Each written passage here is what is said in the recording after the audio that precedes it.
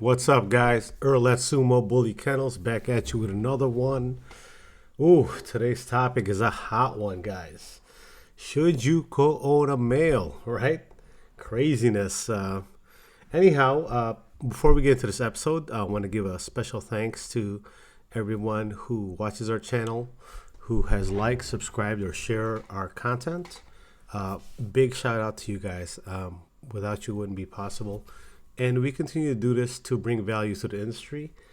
And before we get into it, it's been a few days since I dropped a video, and I want to give a special thanks to the people who have reached out for me for dog food. Thank you guys for supporting the family.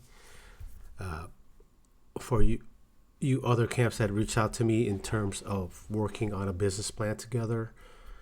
I'm here to help, and if I could bring value to your yard with your infrastructure, then to me that's helping the breed by bettering the people in the breed, right?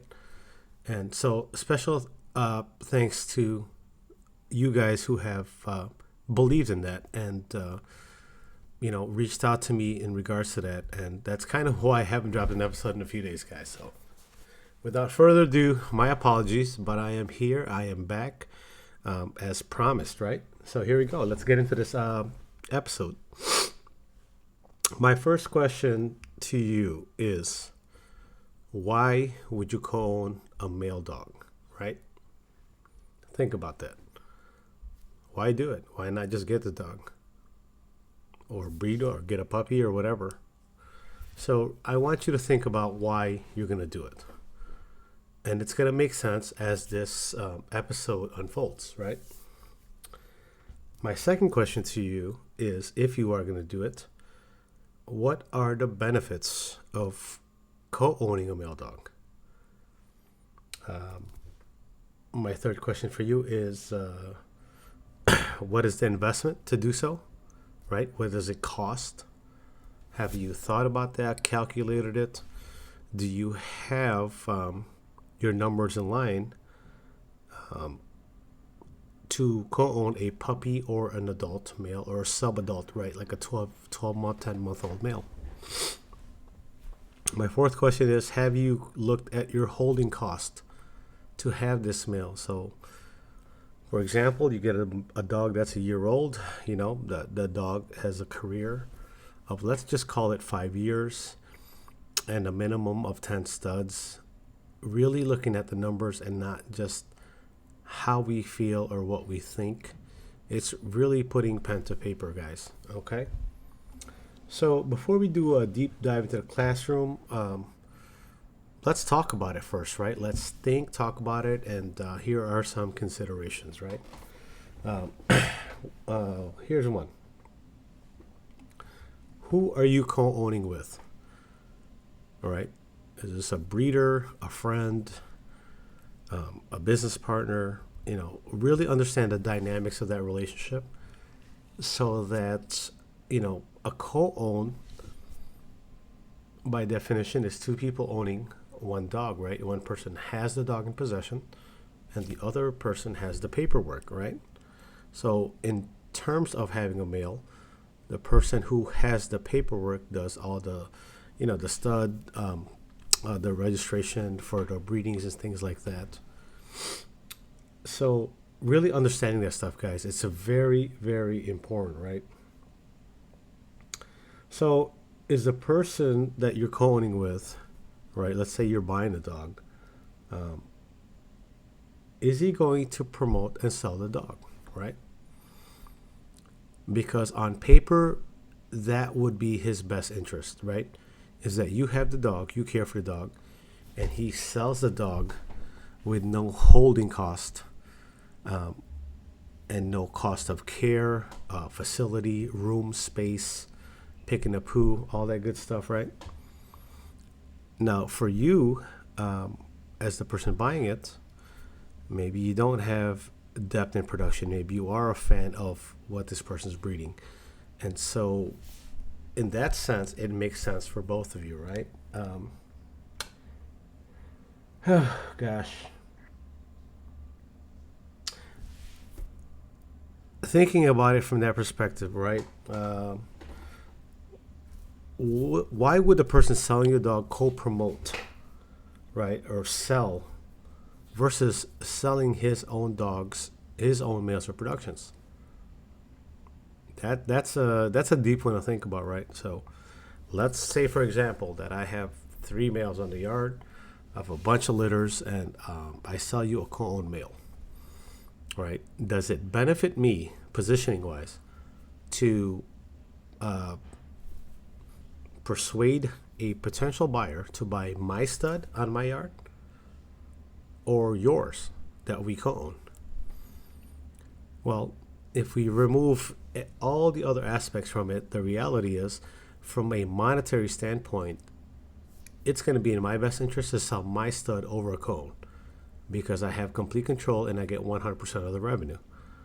So even right there, there's a slight conflict of interest if you think about the dynamics of co-ownership, especially with a person right now. Okay, let me just rewind a little bit. If the person has no males and all females, then it makes sense to co-own a male with that person, right? Because that person likes keeping females and breeding them. But if that person is loaded up with 3-4 males on the yard and you're co-owning a male with them, gosh, man, I'm not saying you shouldn't, but you should really consider the dynamics of that position. Unless you don't care and you're just going to market that dog anyway and are okay with splitting half the revenue. And if you are going to go out there and hit the pavement hard and promote this dog because he is a special dog, then I would say just buy him outright. Okay? But that's for that particular scenario. I'm going to go over my list here because I don't want to miss anything. Okay, here we go. So the person co-owning the dog, right? Is he co-owning this dog because he can't sell the dog? Right? That's one. Is he co-owning because he doesn't have the space? Or is he co-owning because he doesn't like the time and money investment that it takes to raise a dog, right? If you have a puppy. Because it takes a while for that dog to become an asset, at least a year, right? Before you open him up for early lock-ins. And let's say he has the phenotype and he comes from a killer background. You're still going to have an introductory price, a price of admission that is an easier pill for people to swallow and try your stud. The reality is that a male may or may not turn out. It's a calculated gamble based on the bloodline, the pedigree, pairing, and experience of the breeder. You're still gambling to an extent, right?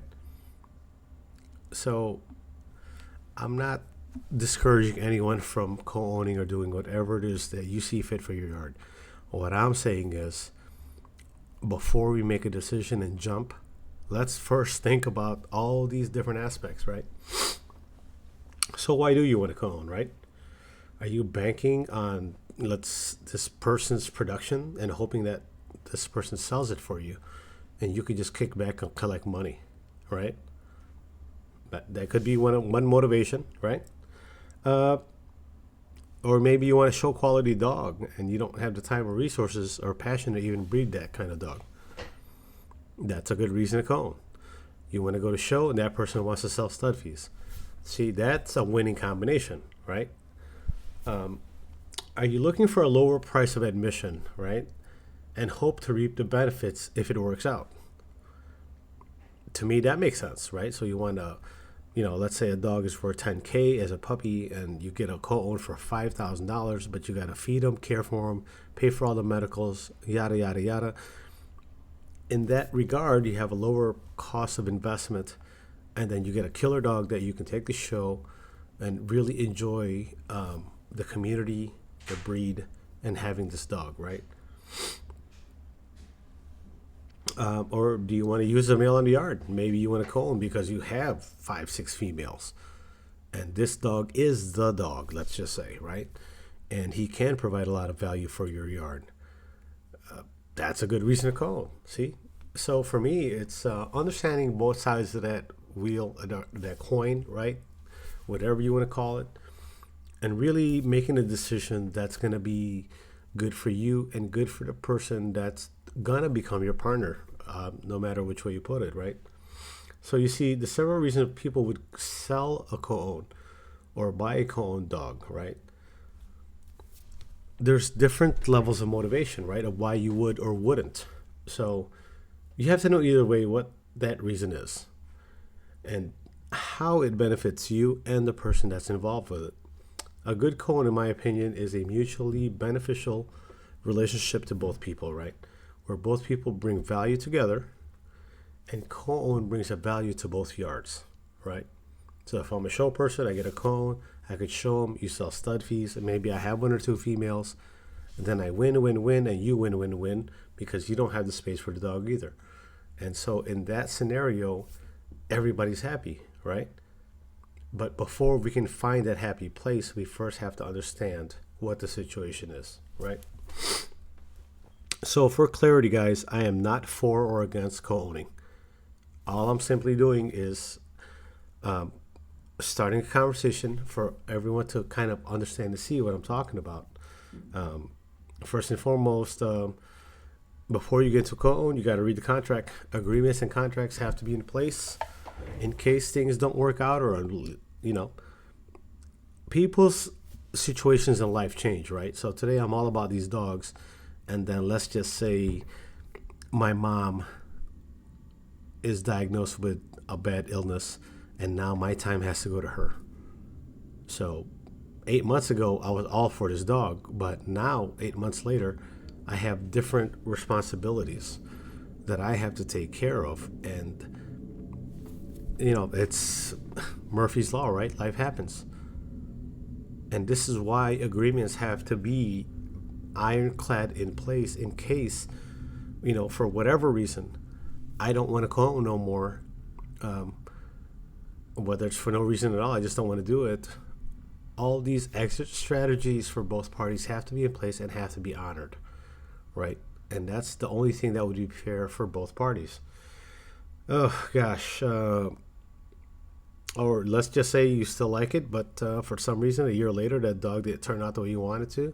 Now you don't want to use a dog in your yard, and you can't sell a stud fee. What happens to a co-own then? What do you do? All right. For you, you're like, well, shoot, I don't want this dog no more. Take the dog back, give my money back, right? As the seller, as the buyer, I mean.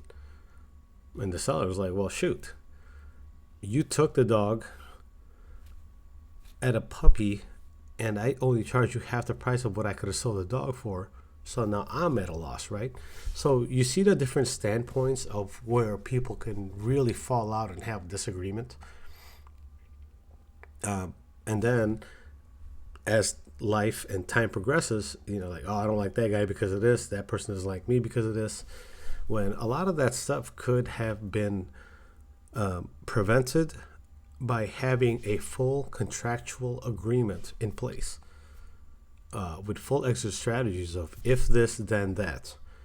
If you don't want to, then I will. If I don't want to, then you will. Right? So that there is no like, well, I don't want to do no more, so now I want everything back and whatever. And the leash I bought him because that was an expensive leash. It gets funny, guys. It gets really funny. But the thing is, if those things are not discussed in the beginning, guess what? A year from now, if one of us decides we want to change our mind, now it's hairy and we have a point of conflict and disagreement, right? But we were both here initially to better the breed, right? Isn't that what we hear all the time? I love the dogs, I want to better the breed. But now I'm talking crap about you and you're talking crap about me because we didn't lock in and dial in on our agreements that we have to honor as gentlemen, because that's what we agreed upon. And so it gets weird, and this is a really interesting topic and why I wanted to cover it, right? So what does happen, right? Do you refund me my money, right, if I bought it? Do you refund me the medical cost? What about the food? What about the poo pickup and everything else, the level of care, you know? What if I sold you a co-own and you did not feed the dog as we agreed, provide the dog the supplements that it needed, the daily care, the exercise, and everything else that you should do to have a well-balanced dog, especially a dog of high value, right? What if you just put this dog in a crate 23 hours a day and fed it whatever you wanted to feed it? And then now you're telling me the dog's skittish, he doesn't have the posture, he's got dietary east-west, all these things. The dog doesn't have that vigor. However, you're the one that locked him in the cage. Is that my fault that you did that? Or should we have discussed it, right? All things are relevant topics, guys. And I wanted to cover this one because it's super, super important that we understand what we're getting into, number one, and with who we're getting into, right? Understand your position, understand that person's position. And the reality is, let's find a place that has mutual common ground that's beneficial for both parties, right? I'm going to proceed here. Let's continue to talk about it before we get into this, the dreaded classroom that you guys also love. I know, I'm sorry, but I have to do it. I'm sorry, I have to do it. In sumo bully fashion, that's what we do, right? So what is fair? Generally speaking, what is fair to me, you call a dog with me and say you don't want it, cool. I could have sold the dog for more, but it is what it is at this point. I'm going to at least refund you your purchase price, right? And I'll refund you for the medicals. Everything else, the food, the care, everything else, that's an inherent risk and gamble that you took as a buyer. That's the reality of it. It's, you wanted in, and I took less for you to get in. However, I took a gamble because I took less money over selling the dog, and you paid less money to get into it, but you have other costs such as feeding and care. So to me, that's kind of like that middle ground. But again, that's just a perspective, right? It really, my opinion of what's fair really doesn't mean anything, because if I co-own the dog with you that you produced, you tell me the terms, I either agree or don't agree. And whatever those terms are, I have to honor them because I chose to co-own that dog and buy it. See what I'm saying by risk management? It's what, it's what happens. So, without further ado, let's go to this classroom, the dreaded classroom.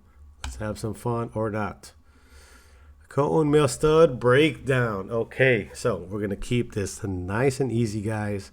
I've been down most of these numbers. There's just a few tweaks I've put in here, but for our new viewers, I have to go over this. Oh, excuse me. Okay, start with a puppy. Co-own, $5,000. Buy the puppy. Shots, 1,000. Ear crop, 600. Housing and toys, 500. Food and utilities, 200 a month times 12, 2,400. DNA health tests such as Embark, 150. Registration, ABKC, let's say, $150. And then to get the dog to you, we'll be fair, call it $750 for a grand total of $10,450 cost of purchase and ownership in year one. Now, you can open that dog up at year one with early lock-ins, right? Now, we're going to stick to the puppy route. Expense year 2 to 3, because now you're year 1 to 2. Shots, $500. Food, $4,800, right? 200 times 12. Easy math? Deal? Your year 2 total is $5,300 because you didn't have to buy the dog. We're not going to get into tangible cost. Now let's look at the male side for adult. Adult co-owned, $20,000. That's a reasonable price for a high value dog from a good bloodline, reputable breeder. Me and you split the dog, $20,000 a piece. Okay? Fair enough, right? Registration $50, $250 for the shots, $500 for housing and toys. Food and utilities, $2,400. That's 12 months. And actually, I made a mistake here. I should have put this at 24 months. Hold on, guys. I found a mistake that I got to correct. Okay. DNA health tests such as embark, $150. And why should you embark your male stud? If he's going to be a breeder, well, people need to know he's genetically clear, right? So that we don't perpetuate and pass on things that we're trying to clear out of the breed, especially if we're saying that we're in it to do to better the breed, right? Again, let's do dog transport. Local, $750. International is roughly $4,000. With a total for that year one of $24,100. Right now, see this yellow highlighted here? These are intangible costs, which I'm going to cover one time because it covers both sides, right? Marketing, 2 hours a week. That's what it's going to cost you right there. $2,080 for the year. Research and development, you're paying yourself $20 an hour, okay? 100 hours a year, $2,000. Daily care, feed, poo pickup, clean up, and all that stuff. I'm gonna give you 730 hours, because that's a year-round thing. Every day, all day, poo pickup, all that. Putting you at $14,600. And these numbers, guys, are generated if you pay yourself $20 to do the stuff you do with your dogs daily, okay? Don't mean a speedball, but this is not your favorite part of the video. So, emergency medical reserve, you should always have at least $1,500 per dog in case something happens. Dog care, when you go on vacation, I like to go on vacation. People have commented, said I'm not a real breeder because I go on vacation. Well, guess what, buddy? I'm a real breeder and I go on vacation. So, when I go on vacation, I'm going to pay people to take care of my dogs the way I need them to care for, not the way someone feels like they should care for my dogs. If I'm paying, you're doing. That's how this thing works. Photos and videos, 2 hours weekly, 52 weeks, right? 104 hours, 2,080. Your business setup, you should set up some type of business if you really want to be in business. And a big part of getting into breeding and the allure of it is money, guys. People can talk about they love the breed, they want a better breed, yada yada. Listen, man.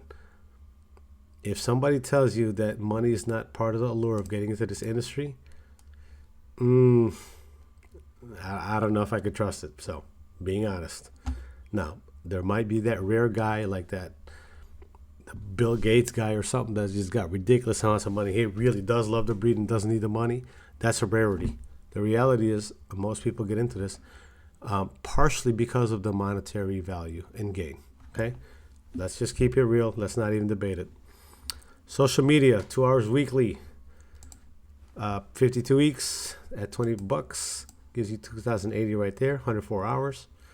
Communication, calling your vet, calling your breeder, calling customers, all that stuff. 2 hours a week is very light. We'll call that 2,080 as well. Networking, 2 hours weekly for 104 hours total. What is that? That's just reaching out to people, period. Getting in tune with people. That's a real cost of things. 2,080. So your intangible cost for year one is $31,000 and $500 if you paid someone to pick up the poo and do all these things we just went down the list on. Oh, pardon me. I don't know why that guy's popping up. Okay, so your year totals, right, for buying a puppy is your year one cost. You could open over at 12 months, and then your year 2 to 3 cost, right, giving you a total with intangibles at $47,250. And with an adult, it's going to be a little bit higher because that buy-in price is more. Now you're talking about $55,600, right? The purchase, the holding, everything plus your intangible cost is what I'm talking about when I say $55,600. Okay. We're going to be conservative with these numbers, but I think they're pretty close. Puppy-wise, 3 lock-ins, 5 G's a piece. Your first tier stud fee where the dog actually bumps up, $7,500. We'll call that 3 times. Now you're in year 3. This dog has productions. Maybe has gone to the ring. Maybe he's got picked up some hardware. Now you're charging $9,000, right? 4 times for a grand total of 10 stud fees at $73,500, right? You're like, wow, let's buy 5 studs right now. Pump the brakes, man. So on this puppy situation, you purchased, and all your expenses is $47,250, right? Now, you're going to split your co-own. Typically, co-owns are 50-50 revenue split, depending on how it's written out. Let's just say you didn't say of gross sale. You said 50-50 split of gross sale, not of net, right? There's the 2 words make a big difference. So if you say, if you stud with me, now I say, cool, 50-50 of the stud fee we split after your expenses,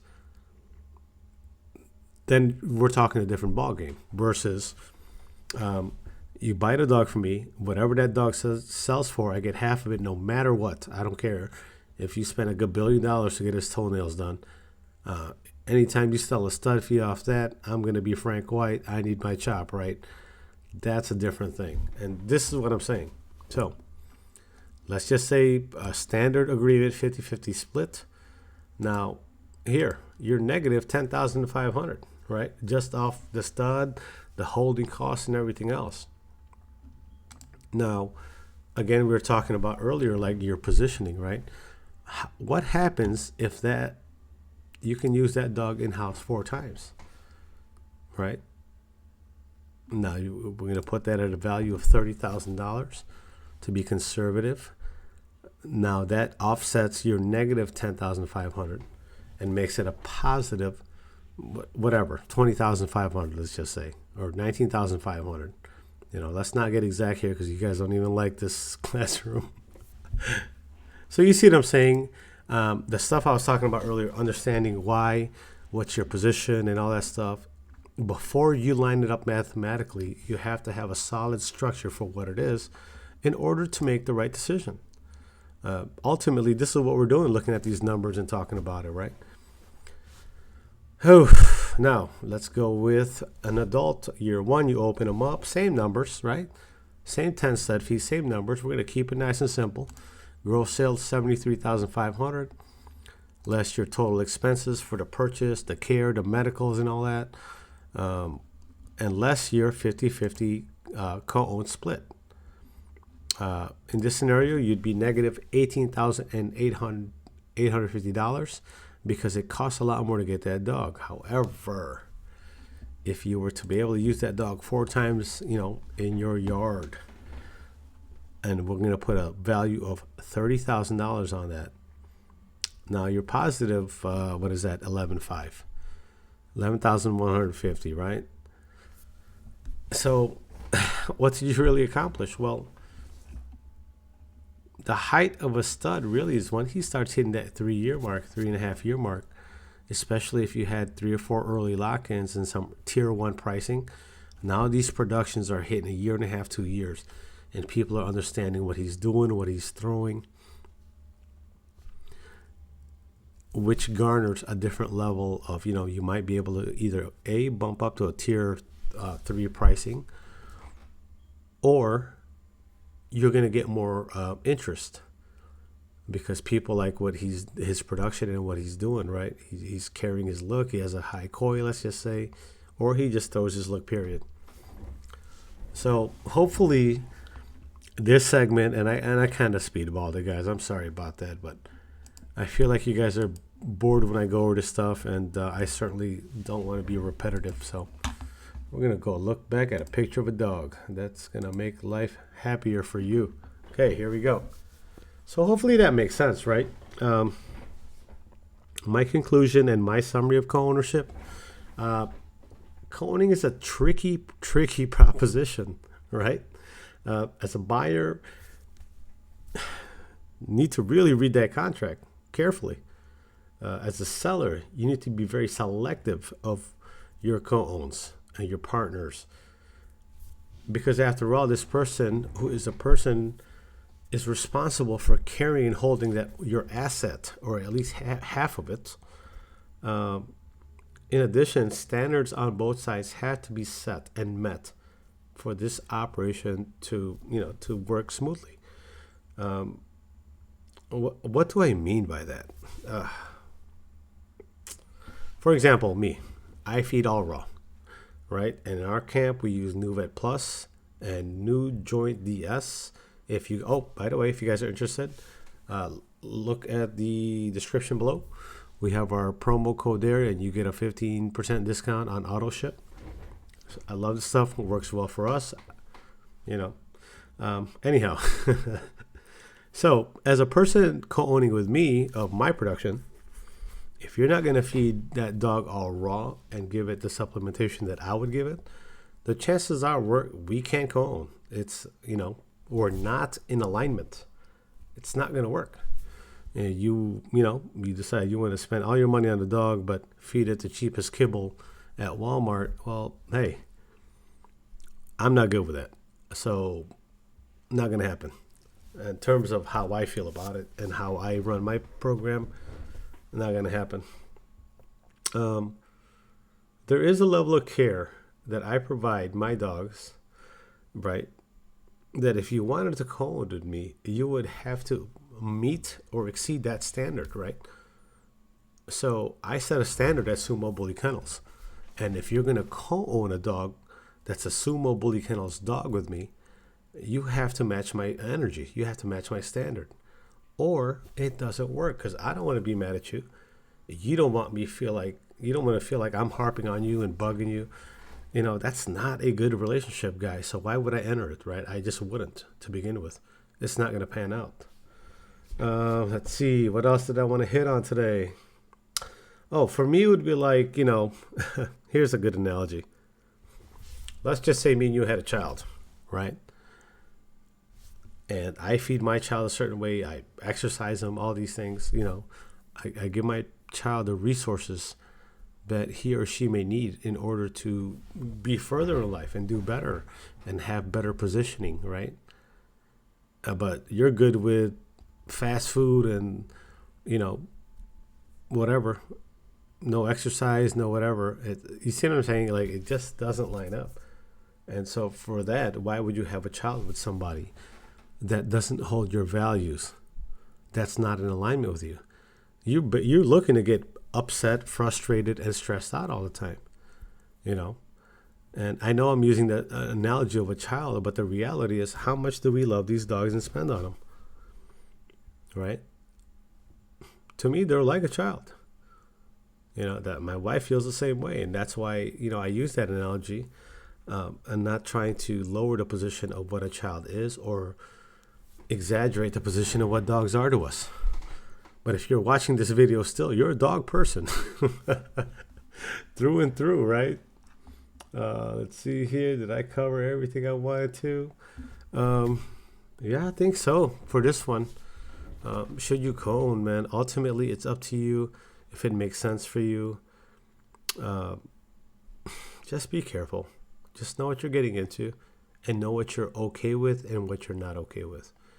And as long as you operate from that place that serves you and also, will serve the breeder, then I think, you have the capacity to both do well with it and both be happy with the situation that you agreed upon, right?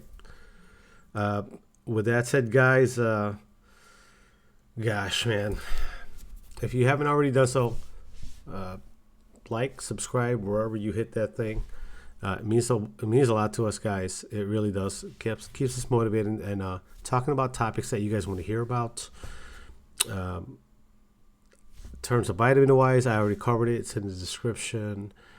And lastly, if you have interest on a consult with me or me writing your business plan for your kennel, whether you're a startup or you're pre-existing and you kind of just want to review where you're at, what you're trying to do, and what you're trying to accomplish, right there. Nope. Right there. You can DM us on Insta or email us directly. Go on our website and you can email us directly And I'm pretty good about getting back to everyone, guys, because I respect your time, and time is money, right? So with that said, guys, Sumo Bully Kennels, happy Sunday. Have a blessed week. Thank you, guys. Much appreciated from our family, Sumo Bully Kennels, to yours. Should have some good episodes and good stuff coming up this week, guys. Thank you, and I'll catch you on the next one.